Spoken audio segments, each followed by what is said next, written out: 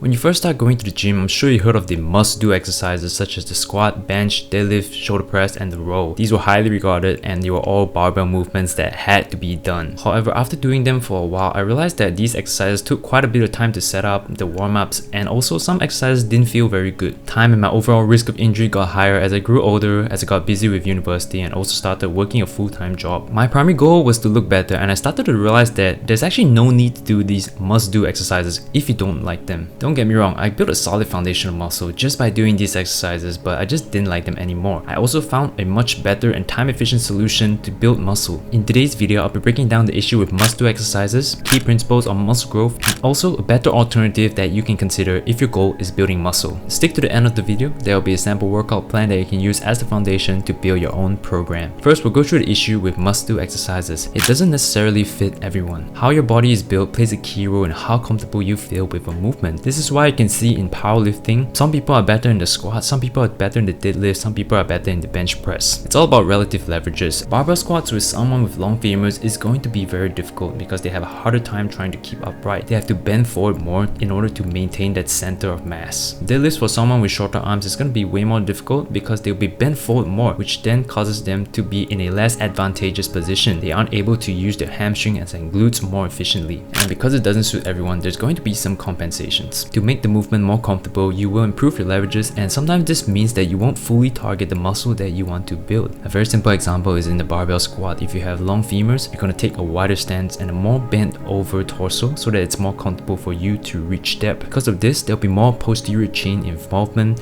and more of a good morning style squat. This means that there's less knee flexion and thus less quad involvement. The primary function of the quads is to do knee flexion. More of the load is handled by the posterior chain, which is the hamstrings and the glutes, instead of the quads, which you want to target. The must-do exercises are often barbell lifts, and this means that they take extra time to set up. For example, for the deadlift, you have to go grab a bar and then you set up the plates, and every time you're trying to move up in weight, you're gonna have to take another plate and set it all up. It will take additional time in your whole setup. It also takes extensive warm-ups because it's a highly skilled movement and you want to make sure that you feel warm before executing your top set. You might also not reach close to failure because these are barbell lifts that require a lot of stabilization demands. This increases your perception of effort and thus you might actually not hit as close to failure as you think. They are also harder to bail out from, such as a bench press. That's why you always have a spotter just in case you fail, and so we might not actually dare to go to as close of failure as possible. Because of these reasons, it might not be the most optimal from a muscle building standpoint. And we'll get into this right now. What is actually the key principles of muscle growth? It's mechanical tension, and mechanical tension is this pulling force that a muscle fiber produces and experiences when under load or resistance. It's the primary stimulus for muscle growth. For a muscle to experience high amounts of mechanical tension, you need a slow contraction speed. To maximize muscle growth, we need to combine the slow contraction speed with a large amount of effort from training close to failure in order to recruit as much motor units and thus muscle fibers to help us complete the rep. When we need a large amount of effort to move the weight, we will recruit as much motor units as possible and thus more muscle fibers. This allows the most amount of muscle fibers to experience mechanical tension and thus elicit the most muscle growth possible. That's the theory of it. In practical terms, it means that you have to train close to failure. You need to be training at a high intensity, and this is measured by your proximity to failure. Failure is when you're unable to perform another rep no matter how much force you are generating, and it's often measured by reps in reserve or reps to failure. So 2 reps in reserve means that you're 2 reps away from failing, 1 means you're 1 rep away from failing, etc. So you want to be training at 0 to 2 reps in reserve. This is when you can see that your reps are involuntarily starting to slow down even though you're generating a large amount of effort. This allows you to recruit as much muscle fibers as possible and thus elicit the most muscle growth because of this slow contraction speed combined with recruiting a large amount of muscle fibers. This is how you elicit the most muscle growth possible. Progressive overload is also a really important aspect. It's a really good sign of muscle growth. Progressive overload is when you're able to do more weight for a given number of reps or more reps for a given weight at a specific intensity, meaning reps to failure, with the same technique, meaning your form doesn't change or break down. The ability to progressive overload is a result of the adaptations that have occurred due to the stimulus, which is the mechanical tension that you have provided through your training. So if you're able to progressive overload, it means that your muscles have successfully adapted from the previous session, and it's a really good sign that you're actually building more muscle. Now we can explore the better alternatives that you can consider when it comes to muscle growth instead of just doing doing these must-do exercises. You want to explore more stable movements. Stable movements often results in better gains. Why is this the case? It reduces your perception of your proximity to failure and thus allowing you to push closer to failure much safely. This is because you remove all the stabilization demands that are typically required for a barbell lift. It's also less technical, so you can target the given muscle much better. It's easier to perform the movement due to the fixed path, and it's also easier to standardize your reps to gauge your progress. If you want more personalized guidance on choosing the best exercises that suit you, then I highly recommend you check out my one-on-one fitness coaching service. It's available in the description below. I help you build a time-efficient, customized workout plan that suits your needs so you can remove all the guesswork required in building a program to build muscle. Here are some alternatives that I suggest. Instead of doing a bench press, you can do a flat machine press that allows you to get a deeper range of motion as well, and also is more stable and thus allow you to push closer to failure. Instead of squats, you can choose to do a hack squat, pendulum squat, or elevated Smith machine squat. The elevation in the Smith machine squat helps a lot. It removes the need for better ankle mobility, and thus for people with long femurs, this will really help you a lot because it gives you this artificial leverage that allows you to get more knee flexion and thus more quad involvement. For deadlifts, I suggest that you do stiff leg deadlifts instead if you're trying to target more of your hamstrings, and Romanian deadlifts instead if you're trying to target more of your glutes. This can be done on the Smith machine as it's more stable and thus require less stabilization demands as compared to doing it on a regular barbell. You can also do it with some other machine that is more stable. You can also do back extension on a 45. These are really good for your hamstrings and glutes as well. For the standing shoulder press, you can just do a regular machine shoulder press. These are more stable. And for barbell rows, I suggest that you do a chest supported row instead. These are way more stable. There's less likelihood that you're going to cheat in your reps as compared to barbell rows, as sometimes you're going to involve a lot of this body momentum to get the weight up. You're going to be able to engage your back way more, which is the target musculature that you wanted to target anyway. All these alternatives reduces your perception of fatigue because there's less stabilization demands,